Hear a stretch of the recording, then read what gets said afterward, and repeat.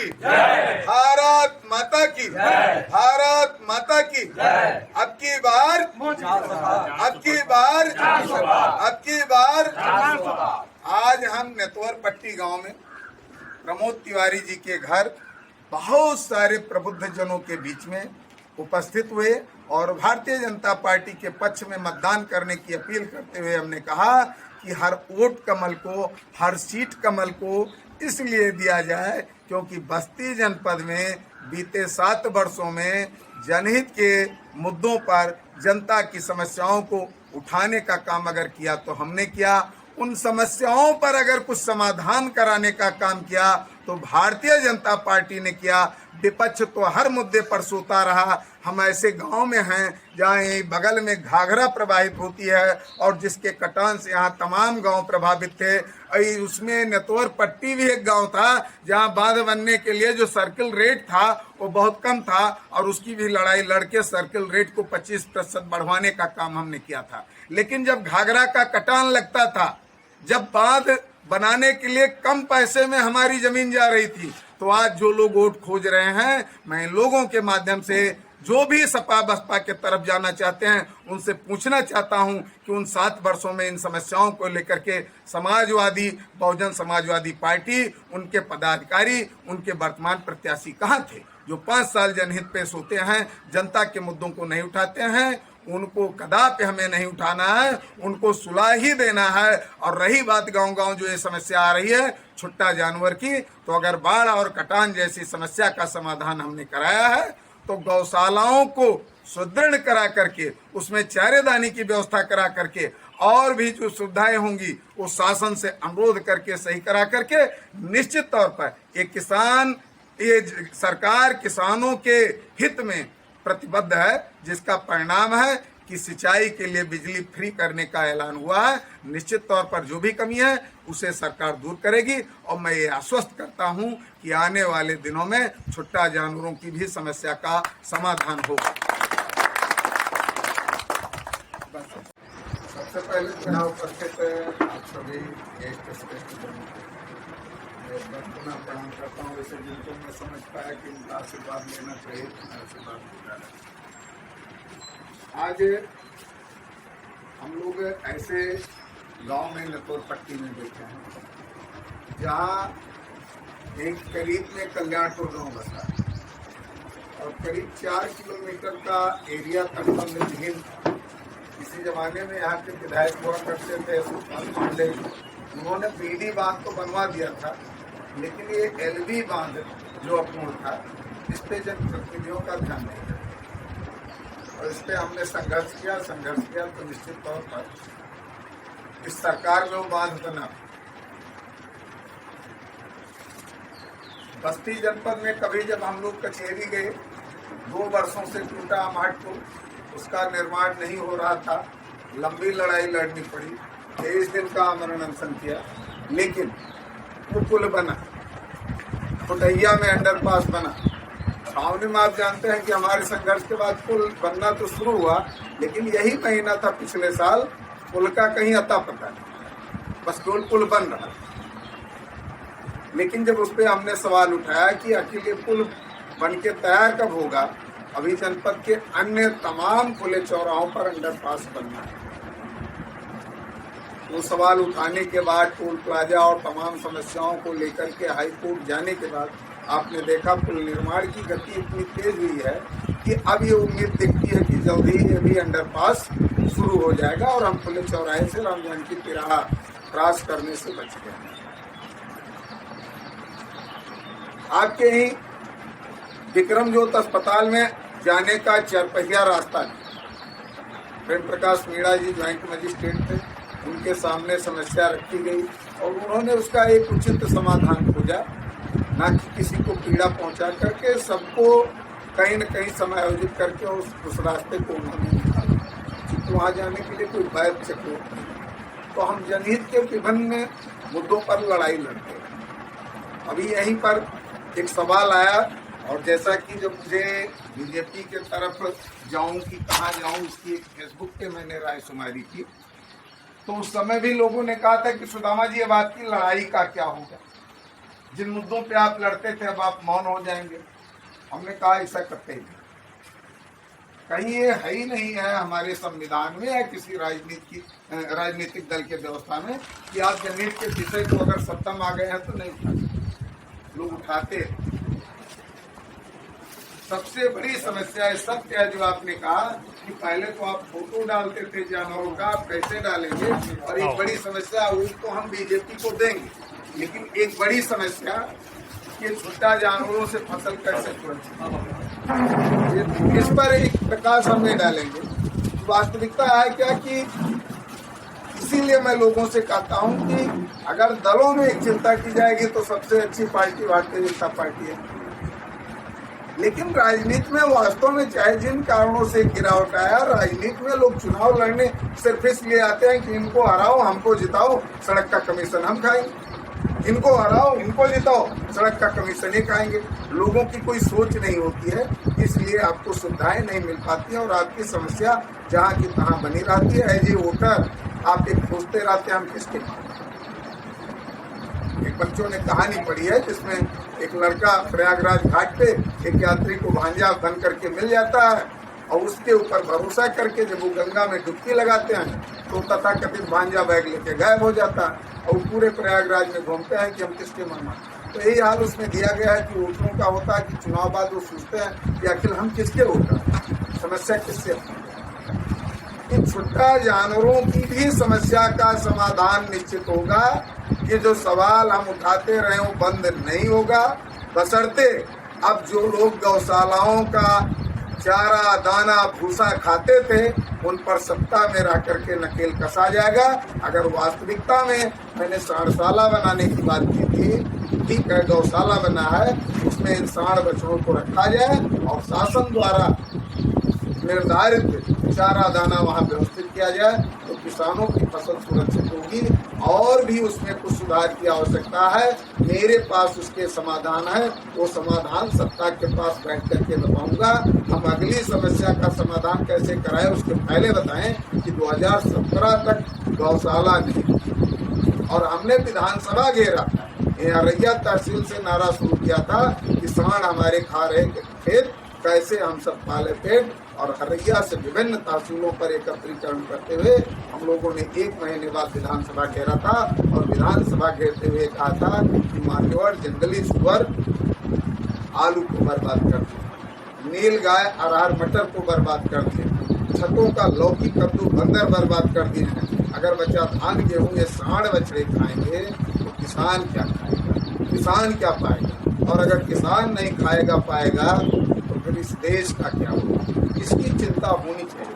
तो वो चिंता होगी, उसका उपाय भी हमने बताया था कि आप ब्लॉक स्तर पर सांडशाला बनाइए, उसमें इन छुट्टा जानवरों को संरक्षित कीजिए और किसानों के कृषि अपशिष्ट गन्ने की पत्ती धान की पराली जिस पे आप मुकदमा दर्ज कराते हो, सरकार को सलाह देने की जरूरत है, वो दिया जाएगा, वो बैठा जाएगा, कहा जाएगा इन चीजों को आप उठवाइए और सांडशाला ले जाइए। किसान भी सुरक्षित होगा, ये गौवंशज भी सुरक्षित होंगे। और इस पर आप यकीन कीजिए, लोगों को बताइए कि अगर सत्ता के बाहर रह करके चंद्रमणि पांडे समस्याओं का समाधान कर रहे हैं तो ऐसी भी समस्याओं का समाधान होगा, जिसका जीता जागता मसाल आपका ये एलबी तटबंध है। मैं अधिकारियों से जाके कहता था कि मानोर जब जब बाढ़ आता तब तब आप लोग बोरी में मिट्टी लेकर के बाढ़ के कटान के लिए तत्पर हो जाते हैं और जो घाघरा बड़े बड़े भूखंड को, बड़े बड़े पेड़ को, बड़े बड़े मकान को लेकर के विलीन हो जाती है, वो घाघरा को ये बोरी और मिट्टी उसके कटान को रोक नहीं सकती। इसके लिए जरूरी है कि बोल्डर की पैचिंग, तटबंध बने। और सबसे बड़ी चीज मानवर कि पढ़ाई में जब कोई बच्चा किसी विषय पे निबंध लिखता है तो पहले समस्या होता है, फिर समस्या का कारण देखा जाता है, फिर निवारण होता है। अगर घाघरा तट पर हम खड़े होंगे निर्मल भी रहेंगे। और कहीं न कहीं उस पर जब जिला अधिकारी राजशेखर सिंह जी थे और उस पर अमल किया गया, सबसे पहले दुबौलिया के चांदपुर कटरिया में ड्रेजिंग हुआ तो जहां पर हर साल बंधे में कटान लगता था कि अभी बंधा कट जाएगा और दर्जनों गांव जलमग्न हो जाएंगे, लोगों को घरों से गांव से विस्थापित कर दिया जाता था। पंचायतपुर कटरिया में हम तटबंध के कटान की समस्या समाप्त। आपके अयोध्या पुल के नीचे ड्रेजिंग हुई। जल शक्ति मंत्री महेंद्र सिंह जी आए थे, मैंने उनसे कहा था सर हम लोगों की डिमांड पर ड्रेजिंग तो हो रही है, लेकिन ये जो बांध बन रहा है ये बाढ़ आएगा तो ये बह जाएगा, इस पे बोल्डर की पैचिंग कर। पैचिंग नहीं हुई, चूंकि मैं सत्ता में था नहीं तो ये माना जाता था कहीं न कहीं राजनीति से प्रेरित है।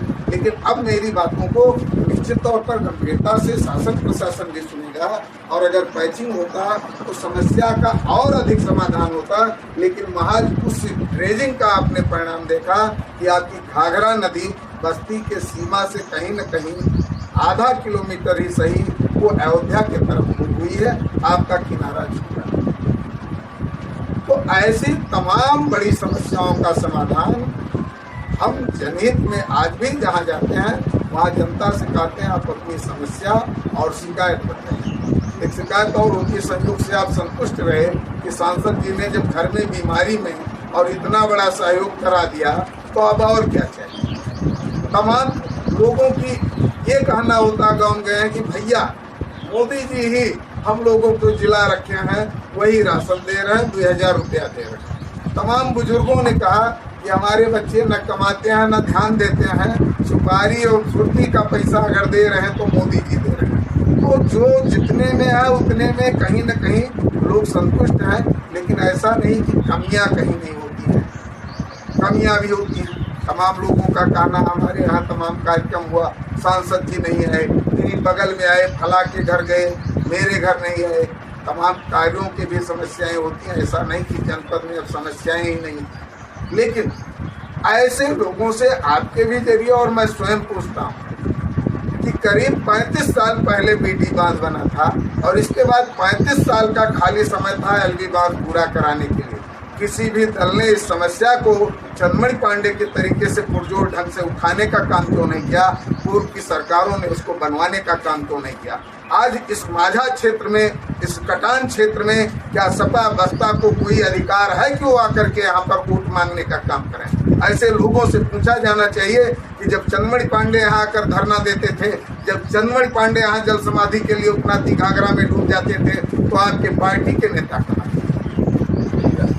वो किस अधिकार पर आज वोट मांग रहे हैं? आपके गांव को सुरक्षित कराने के लिए संघर्ष किया तो चंद्रमणि पांडे ने, और चंद्रमणि पांडे के संघर्ष के आधार पर अगर किसी काम किया है तो वर्तमान की सरकार ऐसे में किसी और को यहाँ वोट मांगने का अधिकार नहीं। चंद्रमणि पांडे तो 2-3 बार निर्दल भी आए। एक कल्याणपुर गाँव को छोड़ करके लोगों ने ऐसा नहीं कि हमारे प्रति संवेदना नहीं रखी, लोगों ने माना कि आप अच्छे व्यक्ति हैं, लेकिन लोगों ने माना कि निर्दल चुनाव जीता नहीं जा सकता है। ऐसी स्थिति में हम इनको वोट देने में लगे तो कहीं दूसरा न जीत जाए।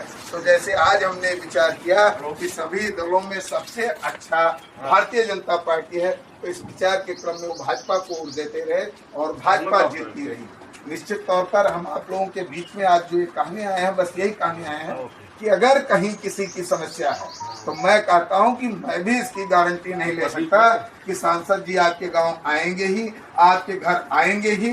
लेकिन वही एक सवाल करता हूं कि क्या कल्याण सिंह जी कभी हम लोगों के गांव आए थे? नहीं। अटल जी आए थे? नहीं। लेकिन उनकी योजनाओं का लाभ हम पाते हैं, चाहे वो गन्ना बैंक पेमेंट हो, चाहे KCC हो, चाहे स्वर्णिम चतुर्भुज के जरिए कटरा और विशेष तौर पर गोरखपुर पहुंचने के पहले घंटों जाम लगता है, उस जाम से मुक्ति हो। तो लोगों की योजनाओं का लाभ हमें मिलना चाहिए। हम रोज आकर के नेतवर पट्टी में आज के इस कार्यक्रम के आयोजक चाहे प्रमोद तिवारी जी हों या आप लोगों के यहाँ, रोज हम आकर के बैठ के चाय नाश्ता करें, 1 घंटा जो है बात करें। लेकिन जब आपकी कोई एक छोटी सी समस्या हो, ब्लॉक की समस्या हो, तहसील की समस्या हो, अस्पताल की समस्या हो, तो हम फोन न उठाएं तो हमारी आपके घर आने का क्या मतलब है?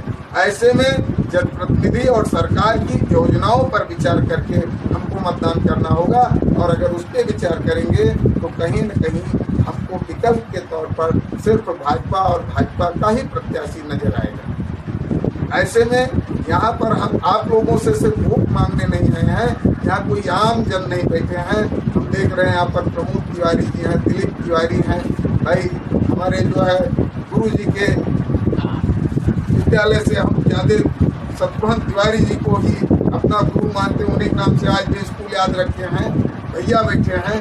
तमाम और तिवारी जी तो एक विद्यालय आज चला रहे हैं, यही अयोध्या प्रसाद दुबे इंटर कॉलेज के आप प्रिंसिपल रहे हैं, चाचा जी बैठे हैं, आप भी सरस्वती शिशु मंदिर के संस्थापक रहे हैं। आप यानी देखेंगे तो यहाँ कोई आम जनता नहीं, हर कोई 150 लोगों के बीच में प्रभाव डालने वाला व्यक्ति यहाँ बैठा है। तो हम लोगों की जरा सी शिथिलता कहीं परिणाम के आँच न आने पावे। हालांकि इस समय तो चुनाव अगर हम देखेंगे तो चुनाव एक तरफा है, लेकिन एक तरफा के चक्कर में हम सो ना जाएं, हम जगते रहें। कितने भारी से भारी अंतर से हम बस्ती में कमल खिलाने का काम करें, यूपी में कमल खिलाने का काम करें, ताकि एक बार पुनः मजबूत हाथों में अच्छे नेतृत्व में सरकार जाए। क्योंकि हम एक विचार और किया कि विपक्ष को अगर वोट दे ही दिया जाए, विपक्ष बहुमत पा ही जाए, तो विपक्ष सरकार नहीं बना पाएगा। मैं नहीं कहता प्रधानमंत्री कौन बनेगा, प्रधानमंत्री जब एल.डी. देवगौड़ा इंद्र कुमार गुजराल बने तो किसी ने उम्मीद नहीं किया था वो बने, लेकिन बने। नरसिम्हा राव जी भी जब तक प्रधानमंत्री नहीं बने, मनमोहन जी भी नहीं बने, चुनाव के पूर्व उनका नाम किसी ने नहीं सुना था। तो प्रधानमंत्री तो लोग आ जाते हैं, बन जाते हैं, लेकिन ये प्रधानमंत्री बना ही नहीं पाएंगे। इनके अंदर इतनी महत्वाकांक्षा है कि हर पार्टी कहेगी कि प्रधानमंत्री बने, प्रधानमंत्री में बने। और प्रधानमंत्री बनने के लिए ये लोग आज जैसे सीता स्वयंवर में 10,000 राजाओं ने धनुष उठाने का कुत्सित प्रयास किया था, उसी तरीके से आपस में जुड़ करके कि प्रधानमंत्री की कुर्सी पास आ जाए,